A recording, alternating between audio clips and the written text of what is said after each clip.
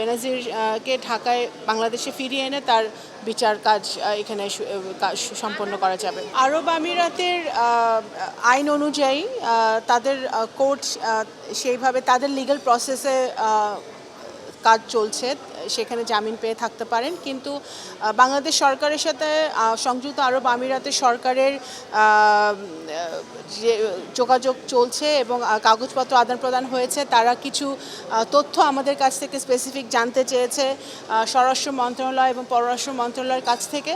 সেটা আমরা তাদেরকে সরবরাহ করেছি, কাজ চলছে। আমরা আশা করছি খুবই শীঘ্রই এই অভিযুক্ত আসামিকে বেনাজিরকে ঢাকায় বাংলাদেশে ফিরিয়ে এনে তার বিচার কাজ এখানে সম্পন্ন করা যাবে।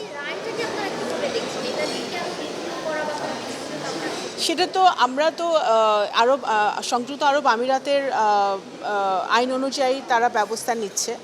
সেটা অবশ্যই আমাদের সরকার তাদের সাথে কথা বলবে, আমাদের হোম মিনিস্ট্রি তাদের সাথে কথা বলে পরবর্তী কী পদক্ষেপ আমরা নিতে পারি সেটা আমরা সিদ্ধান্ত নেব।